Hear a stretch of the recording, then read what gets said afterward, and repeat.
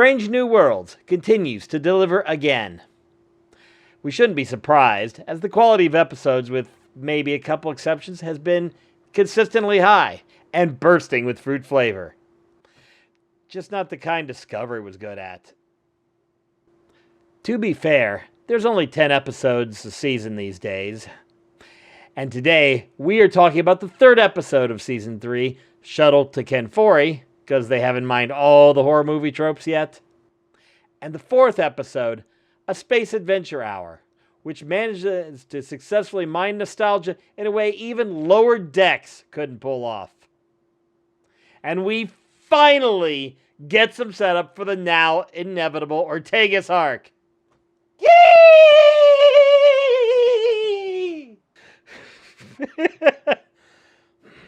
This is Treknicity.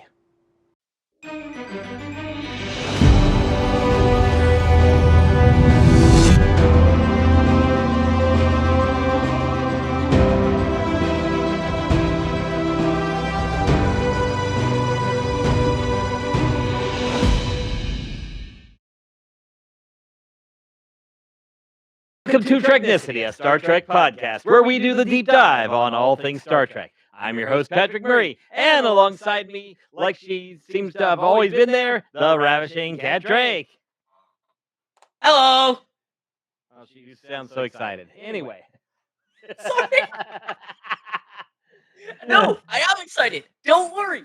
Yeah, based on what we were doing to the microphones beforehand, obviously.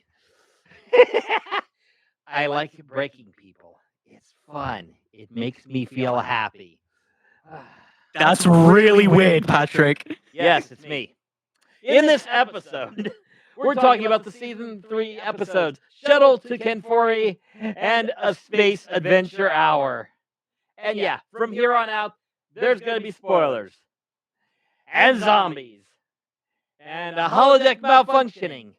Again? Yeah. But first things first, we're going to start with our first thing, Pelia Watch. Because apparently, from what I understand, she's not gone from the Enterprise. Because we discovered in the first step today, Pelia is still our chief engineer. However, she doesn't like meetings, so she sends Scotty.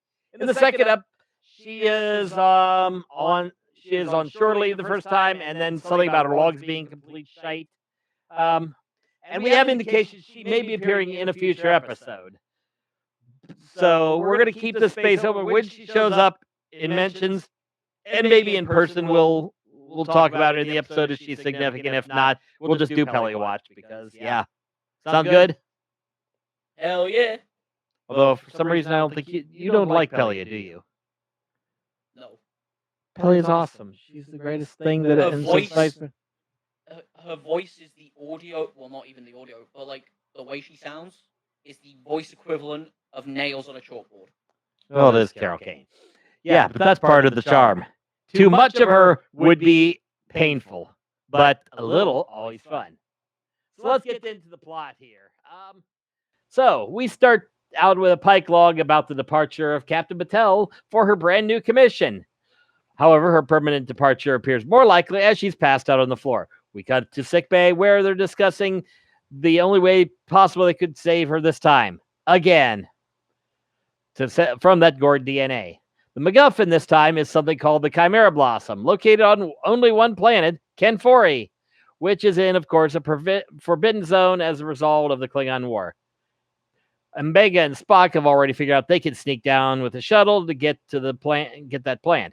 It's obvious something is being said as they do this. Battelle, though, knowing Pike and/or the script, starts calling out what Pike's going to say before he tells Spock that it'll be him going with M'Benga instead. On the bridge, they discuss how to go through, around the edge of the border as there's a dust belt. They decide to sit outside the line trick with space rocks in between them and the planet.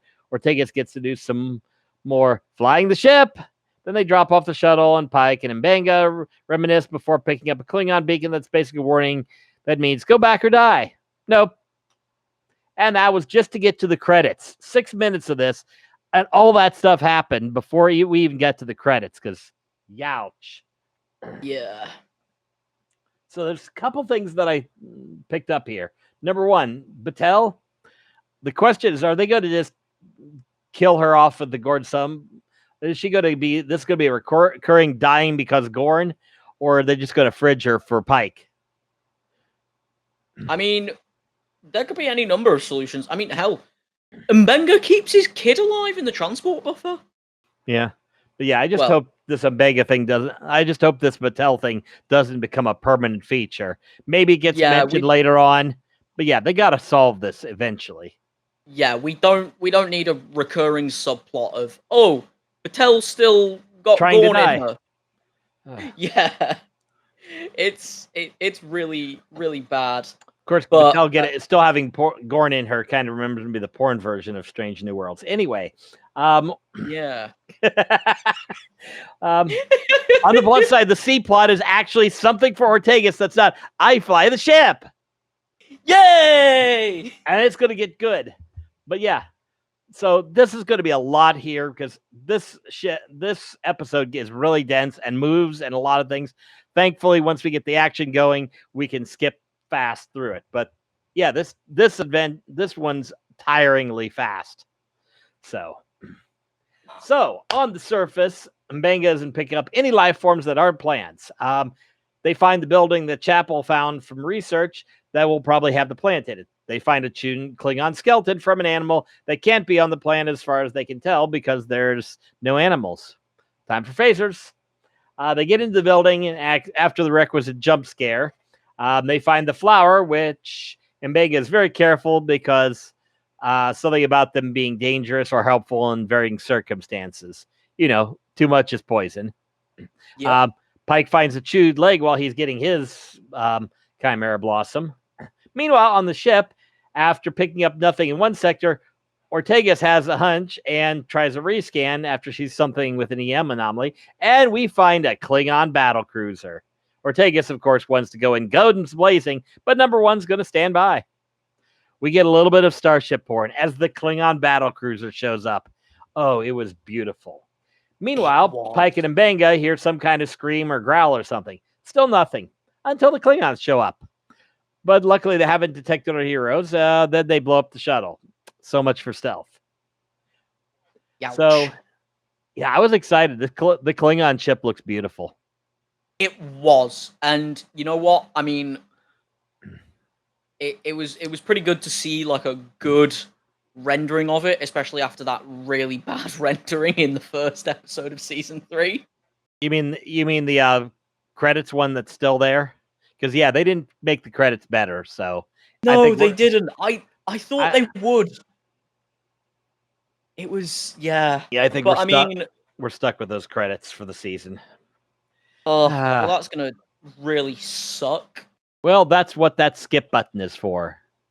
Yep, I do love pressing the skip button when it comes to the credits. Yeah. So yeah, thanks, Strange New Worlds. You've made us want to skip the credits. Not as fast as Enterprise, because I hate that song with passion. Anybody who likes that song is evil. I have to bring that in a future interview about how much I hate that song. Another girl that loves that song to death, and I will torment her with that. Okay. Oh, no. Okay, so let's get down to the good stuff. In come the Klingons, one of whom can smell the human stench, and 2 redshirt Klingons, because we didn't decide not to sacrifice Starfleet personnel. We're going to get Klingons killed. They start shooting some of the Chimera Blossoms, but she wants to conserve their weapons because she mentions no one that comes down here ever comes back. But they look down, they see them 3, and they see Pike and Mbenga, strangely enough, with Klingon and Starfleet symbols. Weird. So they go to hunting. Pike and Mbenga flee to a dead end because, of course, it's a dead end. The other one's probably going to be a dead end, too. After they get ready to start shooting first, thankfully, somebody learned from Han Solo. After a quick exchange of fire, there's sudden silence. Then the Klingons ambush them and take the weapons. And then the zombies show up. Yeah, zombies. A lot of zombies. Not the slow Romero style, but the super fast infected. They chew one of the redshirt Klingons and he screams as they eat him. It's kind of fun. Everybody else runs like hell. We cut to the D plot where the pain meds apparently aren't working on Battelle. Spock shows up to do the usual mind meld. They do it. They do the mind meld scream thing, and then because the Gorn part takes over Spock, and it gets all crazy till Chapel literally smacks some sense into him. It's awesome. Hey, that's all we need for Battelle. So, in the ready room, they discuss the fact that the away team isn't responding. Scotty shows up because Pelia didn't show up for this episode. They discuss how to sneak in. Ortegas gets a little bit insubordinate, wanting to just jump in and crash into the atmosphere. They discuss the options. Una, nope, pretty much that idea because there's no evidence that Klingons are on the hunt. So Ortegas is pissed, and La'an and Una discuss the possible Ortegas problem that's developing.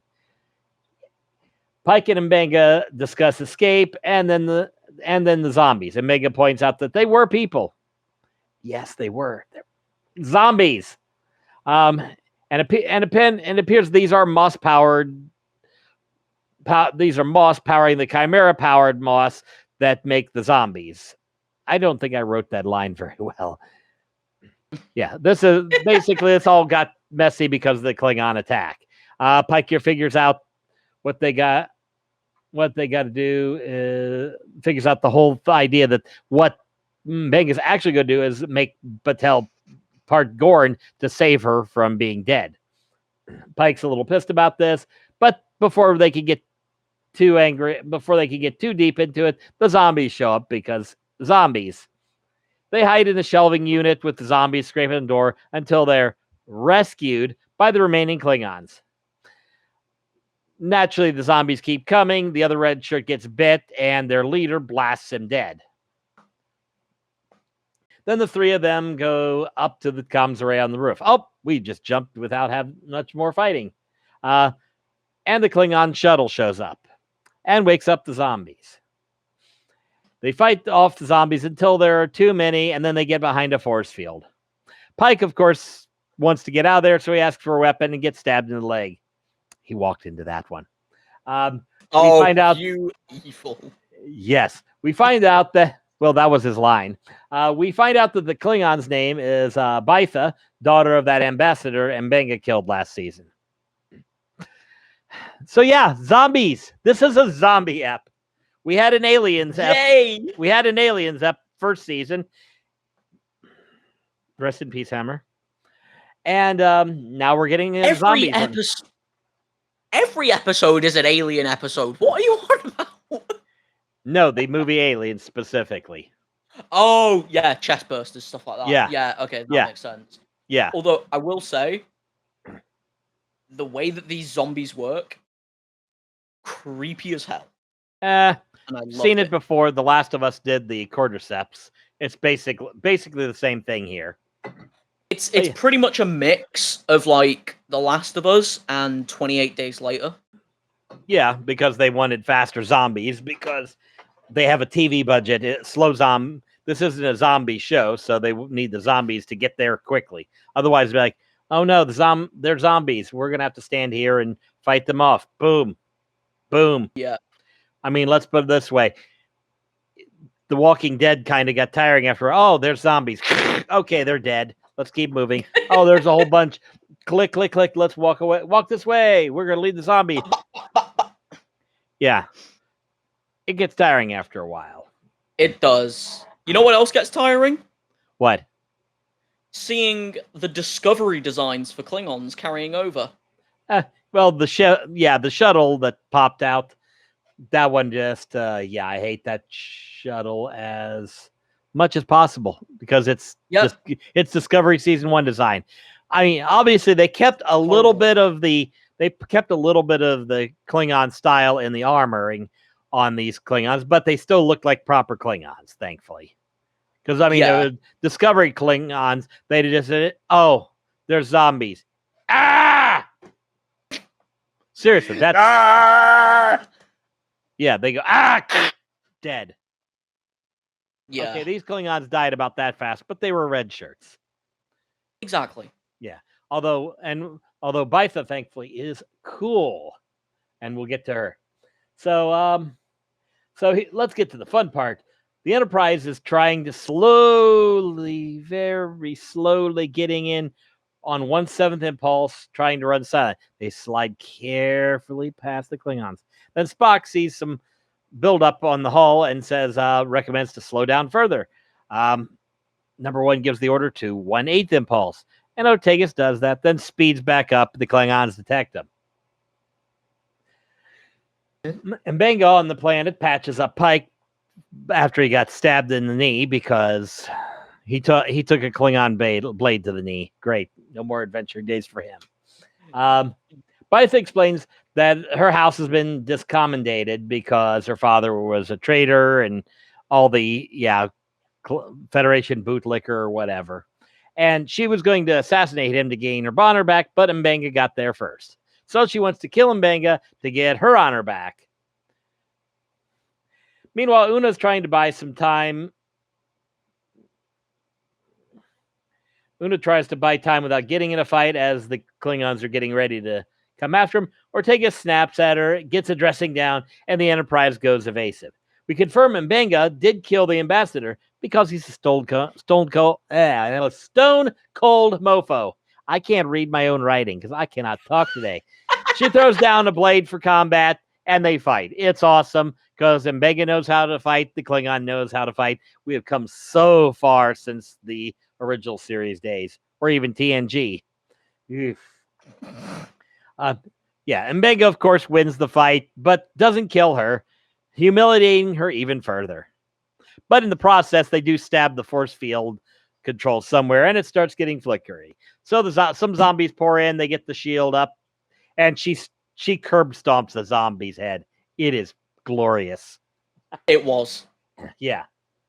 Meanwhile, the Enterprise comes flying into the atmosphere. They lose gravity, try some thrusters. Scotty does some crazy transporter shit as the Enterprise is burning. Pike wants to work together, but Blythe pulls out this ass-kicking Klingon whip. And then she faces the zombies, draws them in the way so Pike and Mbenga can make the shuttle and she can die with honor, which she does in the most glorious way. But before they can get to the shuttle, the Enterprise has lost gravity. Scotty finally gets captain and Mbenga beamed away, and Blythe gets eaten. The Enterprise gets stabilized, then the Klingons show up, fire a torpedo, and Ortegas warps them right out at the last second. But we get a last shot from Una looking not happy. So yeah. Una is never happy. Well, to be fair, she has good reasons here. Couple things, though.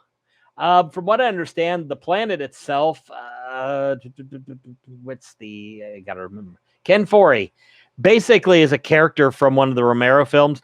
The one that says once the, what's the right line? I didn't write it down. I figured somebody else would have. When heaven or hell's filled, then the dead shall walk the earth.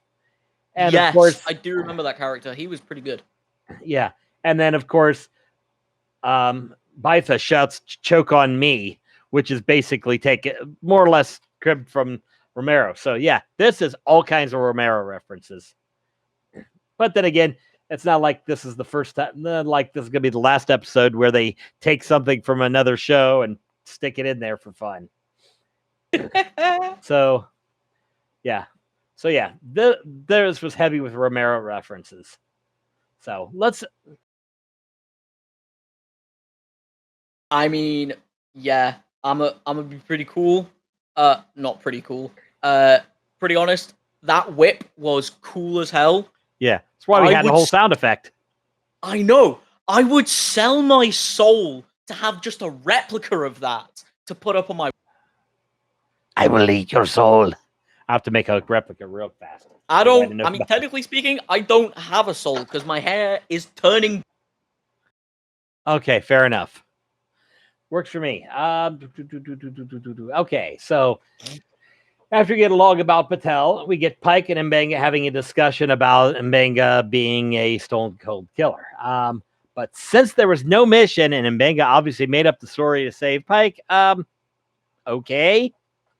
Bureaucracy. So let's deal with the best part of this. Number one, dresses down Ortegas for her little maneuver because other pilots doing that accidentally, it happens, but this is Ortegas. Ortegas doesn't deny that she kind of forced Una's hand, and she gets suspended for 2 weeks. Ortegas kind of apologized, but then she walks out. She's not apologizing. That apology was bullshit. It's clear. And then we get Pike confronting Battelle about her decision to get all gorned up.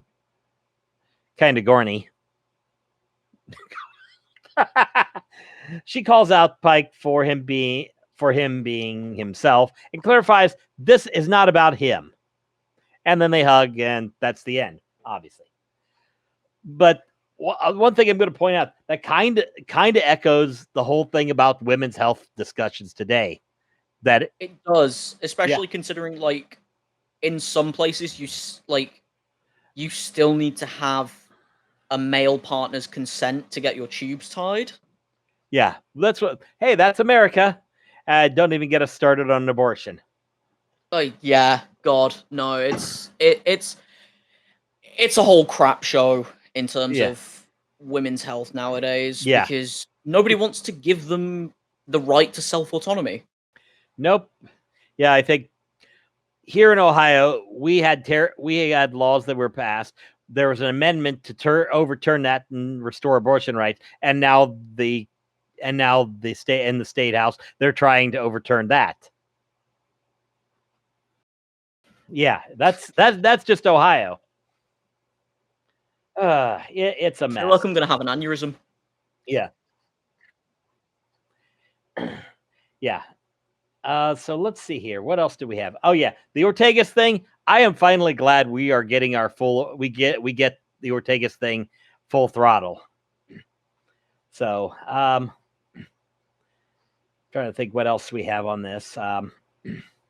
It's overdue. I am wondering how they're going to resolve the whole Ortegas thing because obviously this is not the end.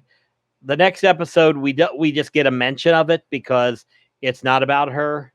And I was looking at the titles of the rest of the season. I don't see where we're going to get the full resolution of Ortegas, but it better be one. I mean, I see we got a couple more Vulcan episodes because Spock. Yeah, live long and prosper, and Spock's awesome and everything, but hell yeah. Let's be honest, it's Spock. We don't need another Spock subplot. We don't need anything but yeah. I think we need more of our autistic king. Yeah. Just not the romantic subplots. But we'll get to that in the next episode. Okay, so let's jump to our second episode, A Space Adventure Hour. This one was weird. So let's just get this up. So the episode starts with what looks like a toss-like style bridge with absolutely 60s grade special effects. A toss-like crew with some dorky uniforms, including the one that requires the chapel character to shave. And I don't mean her legs.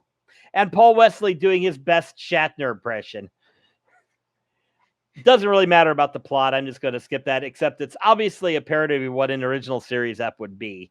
Right down to the opening credits to The Last Frontier, ripped straight from Tostem. Bonus points for the crew still operating without brain cells. I think, but this whole opening sequence will mean something, but we'll get into that later. We cut back to the actual Enterprise and a La'an log, setting up the two plots. Enterprise is scanning a neutron star, which is bound to try to kill them at some point because it's a neutron star. And the Enterprise is testing a new technology on the ship, the holodeck. Woohoo! To see if it can work for starships instead of being big things set up on starbases. Yes, we're getting a holodeck episode, folks. And you think it's not going to malfunction, you've never watched a holodeck episode from TNG on. And La'an is going to be our guinea pig. So La'an goes to find Spock dancing all alone. They switch to the tango, discuss the holodeck a bit, and at least they haven't so far made this into another Spock getting some subplot. Solon's idea for a holodeck program is Amelia Moon, a 60s detective that stumbles into mysteries. Scotty says he's going to have to be creative and getting things working, and he justifies the rest of the crew showing up because they have to use really detailed scans, and they got those from the transporter pattern buffer. Yay, technobabble! She gives it and of course she gives it the command to make her a mystery challenging for her, and away we go. Few things. First of all, when Discovery showed up and we got season 2 and we got the Enterprise and Strange New Worlds Enterprise, and I think there were a small number of people that said, why doesn't it look like the original series bridge? This is why. Yep. I mean, would it have looked cool as the original series bridge? Yes and no, but it would have looked like a throwback. We're literally seeing what a throwback looks like. Yep. So yeah. Yeah, I mean, there's a lot. There's 50 years old. The show is older than I am. Dinosaur. Sorry, I'm so sorry. No, you're not. The fact is, the original series is older than I am. Those graphics didn't impress me in the early 80s. So the effects in the original series didn't impress me back in the early 80s. Battlestar Galactica, the original version, had better graphics. But yeah. So yeah, that was absolutely the best thing that they did not do that again. And we're reminded why. And then we get, of course, basically this episode for the holodeck part rips off the whole Dixon Hill thing from TNG and the episode Elementary Dear Data, if you remember, where we need to create somebody that we need to create an opponent who can defeat Data. Oops, there's your Moriarty. Uh-oh. Yeah, we don't quite get Moriarty on this one, but yeah, because then we'd have to get that. But yeah, we basically get, let's create a mystery that will be a challenge for La'an. Yeah. By the way, to be clear, there were so many holodeck episodes when I looked this up, but here's just the list of episodes of malfunctioning holodecks. In TNG, The Big Goodbye, Elementary Dear Data, A Fistful of Datas, Ship in a Bottle, which is the second Moriarty one, Emergence. In Voyager, we had Heroes and Demons, Projections, and, well, any episode with the Doctor doing something weird because he was holographic. In Enterprise, there was just These Are the Voyages, though that's more of the episode's fault than the actual holodeck. And Lower Decks, we have Terminal Provocations, which gave us Badgie, No Small Parts, more Badgie, Tuvix, because Voyager's a holodeck, and a few Badgies more, because Badgie. And that's just the obvious holodeck malfunctions. So yeah, it was a cubic buttload of holodeck problems. And unsurprisingly, this is going to be a holodeck malfunction episode. To be fair, though, it's experimental technology, so they have a justifiable reason to do a malfunctioning holodeck episode. Yeah. So malfunction's perfectly fine, but everything goes on. We'll get there. Okay, so La'an, in her Amelia gear, walks into the familiar holodeck from TNG. Spock's standing there, and she turns on the program. It's a really cool location because now they don't have to use the wall or anything like. They don't have to use the wall or a set. They can just find a location. Yay! Hell yeah. Spock quotes his ancestor Sir Arthur Conan Doyle that the game is afoot, and then he heads out. In walks the character that looks like Uhura and sets up the story plot, which is a murder. So I'm going to skip through all of the murder mystery subplot because, yeah, it's nothing big. Some Hollywood guy was killed over a show called The Last Frontier, our opening sequence, and that's getting canceled, apparently. We get our suspects and then a lot of detective back and forth twist and turn stuff. And there's all kinds of good fun and red herring after red herring, and another character gets poisoned in mid-rant. La'an and Scotty talk about the simulation, how she probably needs a partner, and Scotty trying to keep the ship from going to hell in a handbasket. In walks Dan's partner Scott. In walks Dan's partner Spock. I can't talk. And they continue with the suspects. Meanwhile, outside the holodeck, the power is getting a little wonky and the ship systems are straight. Enough that number one tells Mbenga that she even had Ortegas reinstated before sickbay gets really, really wonky. Yay, Ortega subplot. Scotty's dancing around left and right, trying to keep the holodeck running. It's beautiful chaos. Next, he's going to pull out patch cords or something. The interrogations continue on the holodeck. The Kirk character hinting at something between La'an and Spock. Wait. Something between La'an and Spock? Mother. More mystery interrogations, more red herrings. Spock has the digital equivalent of a suspect corkboard, but we're interrupted by a chandelier nearly crushing them. But we discover the safeties are off and the holodeck isn't responding. We knew we were going to get to that at some point. Yeah. But yeah, I was going through this. Did you hear all the little references to things in the original series? I guarantee you half of that was, let's just write this thing about the original series. Yo, let's try and trick the older audience into watching this. Nostalgia bait in the pot. More nostalgia in the pot. And it was just like, yeah. Huh? This is nostalgia done right. This isn't this is better than Lower Decks constantly making references. This is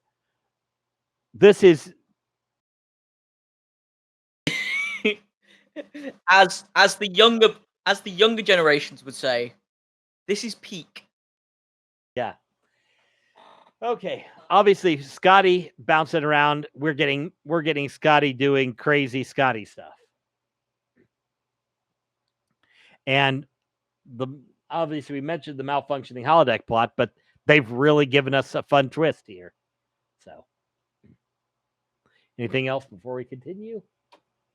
Not really. I mean, just the starting bit was like.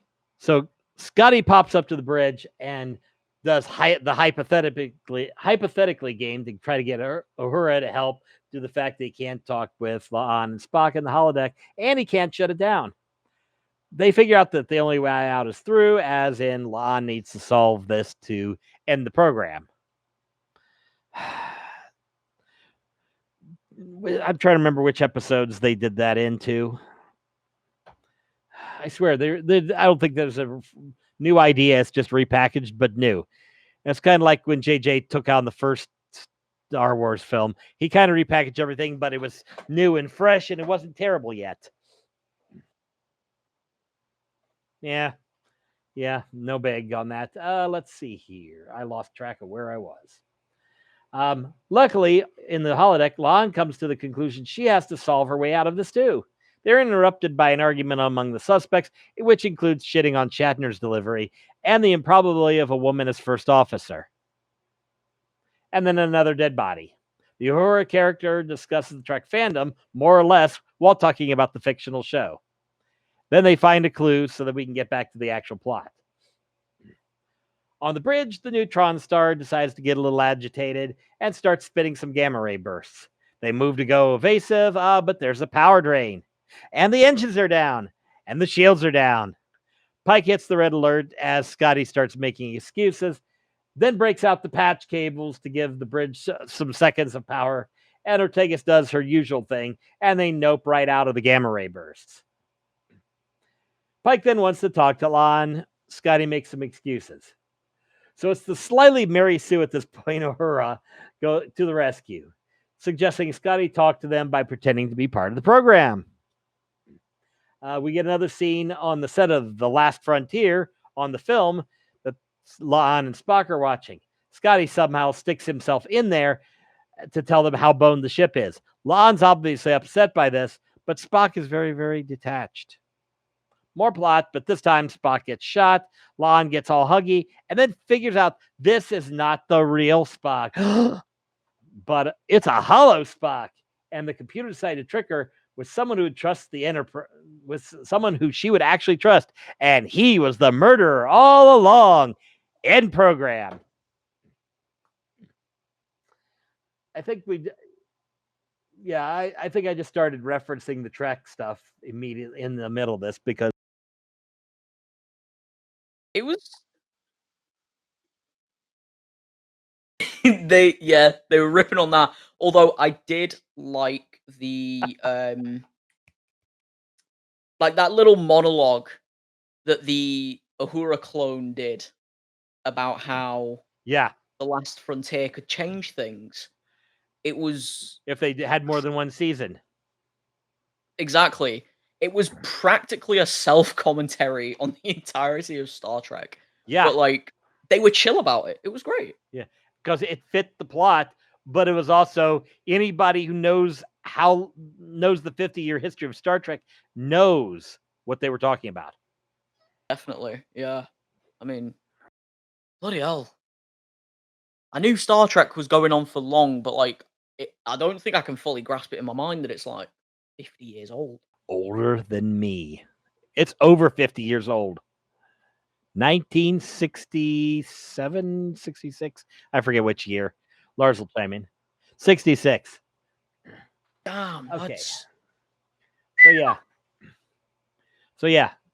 So Lon nopes the holodeck, obviously, because it's buggy and can cause some things. And obviously it can be dangerous. So why would we ever put this on a starship? Scotty says maybe in the future we could get it on a ship in the future, and then I can recreate the original series bridge in a future app sometime, maybe in Relics. Yeah.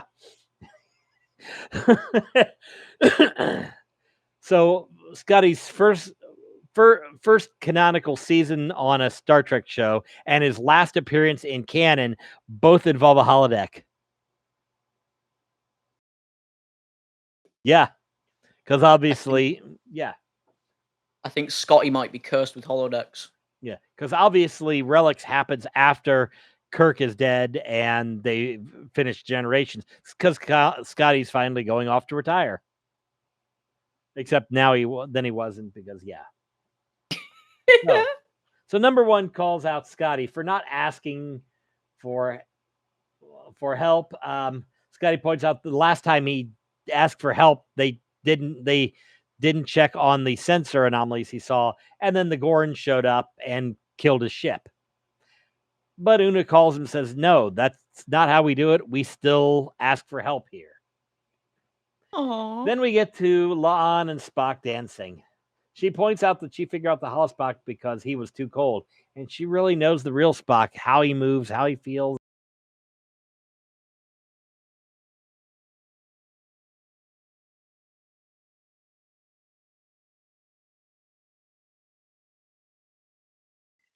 Yeah, that. We get the toss. Okay, so let's get we'll come back to that. We get the toss theme as we get more fun on the last set of The Last Frontier with some fun outtakes. The credit style, meanwhile, is TNG. The credits styles TNG style credits with the theme playing over with the original series theme playing over the top. They're stumbling through doors. Paul Wesley tries to Riker the captain's chair. This is just after we saw that Jonathan Frakes is directing this episode. It's glorious. We continue the TNG theme style credits and to a glorious end. It's all kind of fun. It's all kind of fun. It is. But why does Spock keep getting women? This is like the third Spock romantic subplot in 23 episodes. I mean, in Discovery season 2, he was basically just legacy character who's the brother of Michael Burnham, savior of the galaxy. I mean, hey, look, sometimes women like their men a little bit goofy. Just like Spock. Yeah, but we're on number 3 of romantic subplots for Spock. Pike's had Patel. Spock's had T'Pring, and Chapel, and now Lon. Yeah, but I mean, and that's it. Okay, the Chapel one ended because of because they needed. I've forgotten his name now. Yeah, and we just did the record that episode. Yeah, Roger Corby. When we just and the sad thing is last weekend, as it was the time we recorded that episode, because we're a week ahead right now. We were as we record this. Yeah, Roger. We had to get her with Roger Corby so they could get married off. Then she could leave him, come back, and pine for Spock in the original series. Yeah, but I mean, who knows? Maybe they're just trying to add a bit of spice. Yeah, they could go with some queer relationships. I mean, do you remember Discovery? I mean, hell yeah. To be blunt, hell yeah, Discovery is queerer than a $3 bill. Let's be honest. I mean, yeah. I mean, it was just relationship after relationship. I mean, what do we get here? We got off camera Chapel is a little bi. Yep. That was about it. Then, most of the relationships we've seen on screen in Strange New Worlds very, very straight. Painfully straight. Yeah. Yeah, because most of them are Spock. Yeah. Oh my god, maybe Strange New Worlds isn't about Pike. Maybe the entire show is about Spock. And his love life. Oh, please no. Oh my god. Star Trek Love Island edition.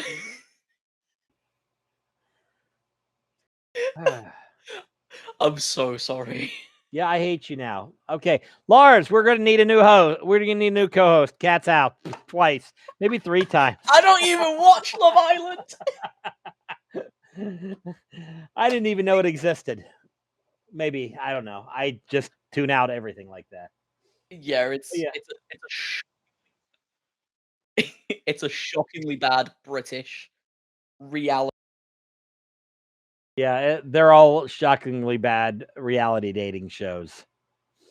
They want all reality shows and all reality show people to disappear forever. Oh, that's a big wish. Oh, yeah. I'm not going any further. Okay, so what do you think?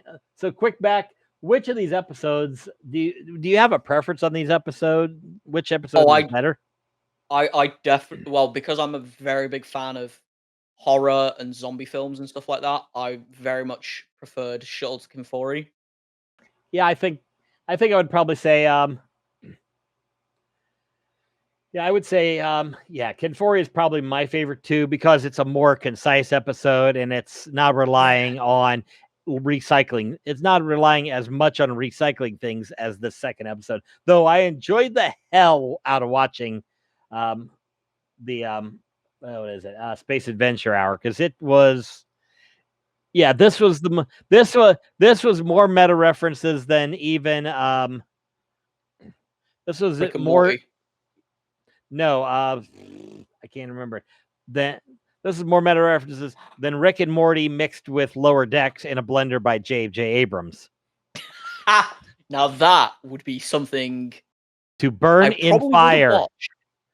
Yeah, I will burn his heart in a fire. Cast it into the fires of Mordor. Yeah, I don't think those are hot enough to stop JJ. So I think that's all we have really for 2 more great Star Trek Strange New Worlds episodes. So did we get it right? Did we miss anything? Do you agree, disagree? Let us know. So thank you for joining us here on Treknicity, where we do the deep dive on all things in the Star Trek multiverse. I'm your host, Patrick Murray. With me, my co-host, Kat Drake. And thanks to Lars, bouncing around back on the boards, making all this magic happen. Boinky, boinky, boinky, boinky, boinky, boinky. Be sure to like and subscribe to our YouTube channel at Treknicity.com, as well as visiting all our socials listed here, or find us on your favorite podcast service, such as Spotify, Apple Podcast, iHeartRadio, and Amazon Music. If you have ideas for future episode subjects, please feel free to drop them in the comments on this video or DM us on any of our social media accounts. And as always, rock out. Wait a minute. I will get this right one day. I've only been doing this a couple times. Rock out with your Spock out. I'm the omnipotent God, and you won't forget your favorite letter of the whole unforgettable.